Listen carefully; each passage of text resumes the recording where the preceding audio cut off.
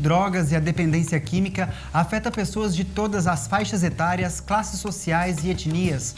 São inúmeros os tipos de agentes viciantes e tratamentos. Esse é um tema polêmico e recorrente que trazemos para debate. Hoje é dia 15 de maio e está no ar mais uma edição do Espaço PUC, o programa que leva os assuntos da universidade até você.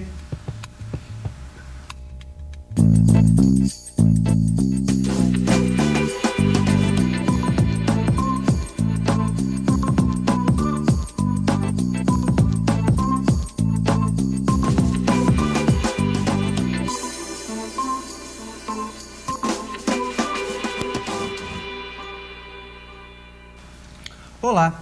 Crack, cocaína, LSD, maconha, cola.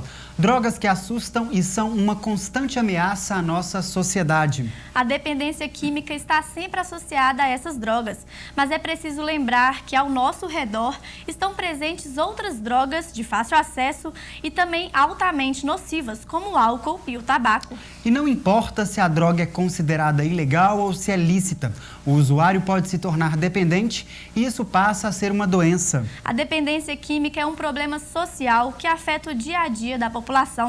Uma pesquisa da Universidade Federal de São Paulo aponta que cerca de 28 milhões de brasileiros possuem algum familiar que é dependente químico. E o vício é sempre um tabu. Assunto difícil de enfrentar e compartilhar, muitas vezes por vergonha. É, Daniel, mas não dá para esconder ou camuflar essa realidade.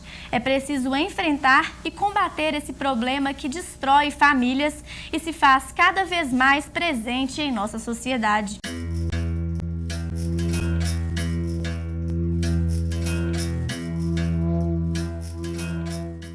Eu já fiz uso de maconha, já fiz uso de cocaína, mas as coisas não me prenderam. A coisa pior que eu vi, a pior droga, destruidora mesmo que eu vi foi a cocaína. Eu tinha meus 20 e poucos anos. Cheguei a experimentar, fiz pouco uso, porque até meus amigos não deixavam eu ir demais, me preservaram muito, não fiquei viciada, parei. Depois continuei com o uso da maconha, porque me fez muito bem, assim, para controlar, tirar a minha ansiedade, me dar uma sensação de prazer. A cocaína, ela faz uma euforia na pessoa, ela faz a pessoa se ligar muito e ficar muito, acesa e tudo. É aquele prazer efêmero ali, depois é terrível a depressão que vem na pessoa, a angústia. Esta mulher, que preferiu não se identificar, resolveu procurar ajuda para tratar de um vício que atinge pessoas em todo o mundo. A dependência química, de acordo com a Organização Mundial de Saúde, ainda não existe cura, existe tratamento. Então, a pessoa ela vai se tratar para o resto da vida, no sentido de que ela vai ter mudanças de hábitos, ela vai ter que entender o que é a droga na vida dela. Por que ela está colocando a droga, muitas vezes num vazio, na depressão, em algum transtorno. Em Belo Horizonte, esta associação recebe dependentes químicos e familiares para auxiliar o tratamento. Nós temos a psicoterapia, nós temos individual, temos o grupo de apoio e tratamento, nós temos a orientação familiar, que nós temos o grupo para os familiares, que é muito importante que a família participe desse tratamento. Outro atendimento que o local oferece é o grupo de tratamento do tabagismo. Por ser uma droga liberada, o cigarro é bastante perigoso, mas nós observamos que hoje em dia fumar parece estar um pouco fora de moda. Uma pesquisa da Universidade Federal de São Paulo aponta que atualmente no Brasil existem cerca de 20 milhões de fumantes, mas que entre os anos de 2006 e 2012 houve uma queda de 20% no consumo do tabaco. O cigarro, ele tem uma função meio parecida porque domina a mente. Dominando a mente, ele faz a gente sentir vontade de usá-lo. E essa vontade, se você não possui no momento, você pode sentir uma agonia, uma coisa muito, muito assim, deprimente, porque você se sente um nada sem aquilo. Eu costumo dizer que a pior droga não é aquela que é o álcool ou o tabaco, a pior droga é aquela que a pessoa sofre por ela. Então, muitas vezes chegam aqui pacientes que falam é só o tabaco, mas para ele o sofrimento é grande. Ou é só o álcool? O álcool é uma droga liberada que as pessoas não veem a gravidade, da situação que hoje o álcool está. Outra droga presente nas estatísticas é a maconha. Dados da Unifesp afirmam que no Brasil, cerca de 8 milhões de pessoas já experimentaram a droga. Desta quantidade, 37% afirmam ser dependentes. Atualmente, o uso da maconha parece estar banalizado. A droga já foi liberada em alguns países, como Holanda, Uruguai e em certas regiões dos Estados Unidos. E aqui no Brasil, algumas pessoas pedem pela liberação da droga. Mas afinal, o que o povo pensa sobre isso? Vai acabar com o emprego de um monte de traficante, porque o resto vai permanecer igual. Sou contra. Tem que liberar, porque polícia não prende, leva, depois solta. Então tem que liberar. Se legalizar, os policiais não vão ter o controle da quantidade que eles vão poder usar e tal. Vai virar uma bagunça, vai ser muito pior. Eu não sou usuário. Eu acho que pode ser algo legal. Acredito que a partir do momento que legalizar, eu não vou precisar ir comprar. Então eu acho que eu vou acabar não precisando sustentar o tráfico.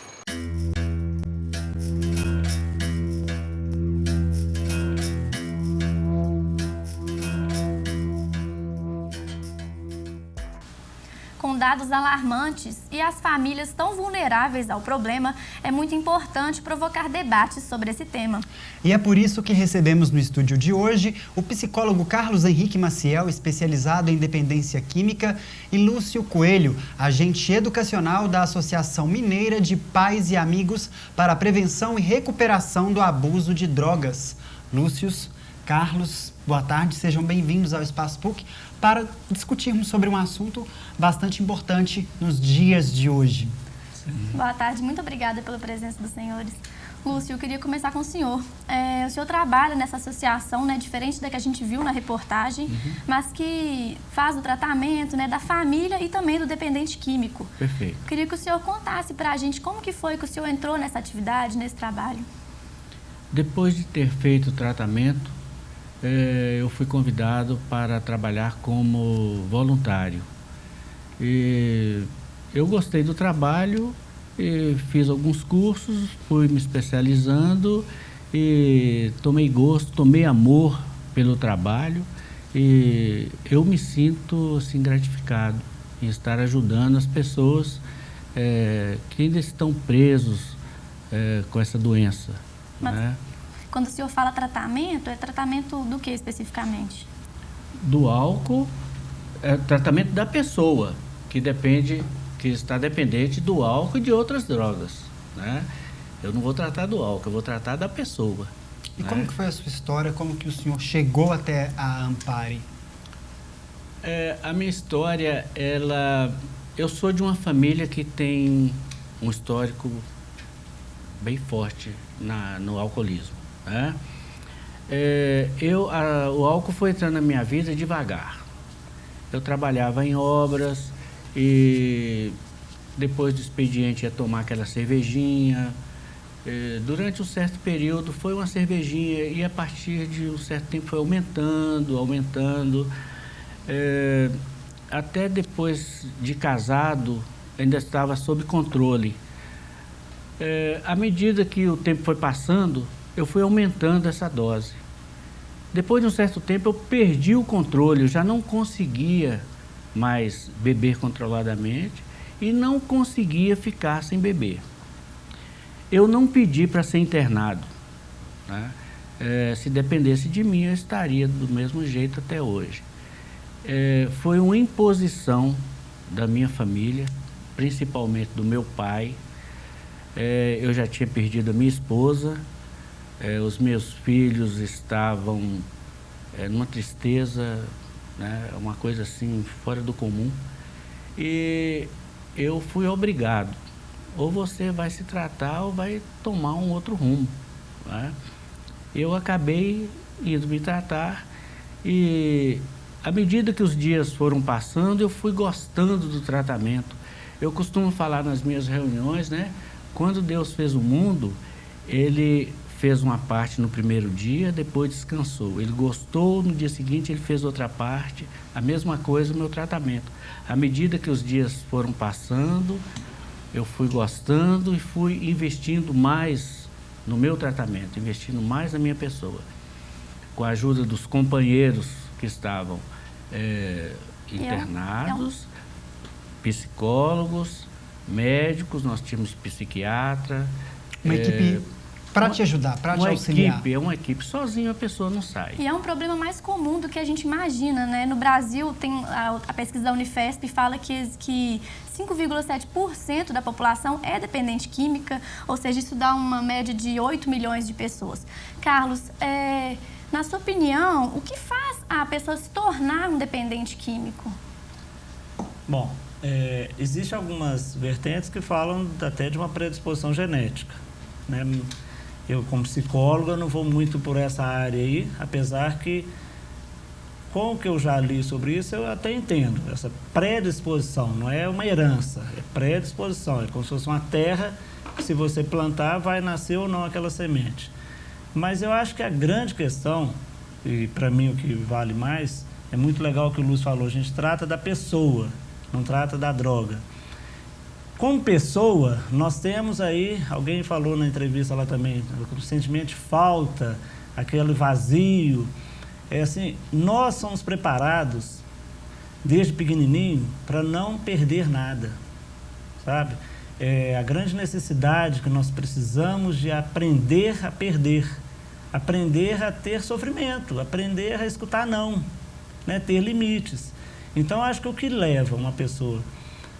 juntando com as outras questões fisiológicas, o que for, é exatamente essa busca por ter prazer indiscriminado a todo custo. E sempre ganhar. Sempre ganhar, aquela coisa de que eu não posso, em momento nenhum, sair no prejuízo. Infelizmente, isso é propagado no nosso mundo atual, né? A lei do mais esperto. Você vê a criança pequenininha, ela dá birra, consegue. Aquela hora que o pai podia estar mostrando para ele, falando não, mostrando a dificuldade, não sabe o bem que ela está fazendo. Mas é importante ressaltar também que a culpa nem todas as vezes é dos pais. Não, eu não acho que a culpa é de ninguém. Culpa não leva ninguém a lugar nenhum. Culpa a gente joga a gente para trás.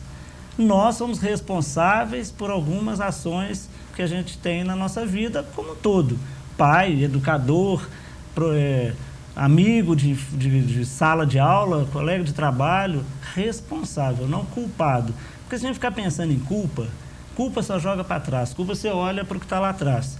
Agora, se eu pensar, o que me fez chegar onde eu estou e entrar realmente para resolver essa questão, muda a história. Verdade. Bom, no próximo bloco nós vamos falar sobre a ajuda, nós vamos detalhar mais como pedir ajuda diante de um problema desses.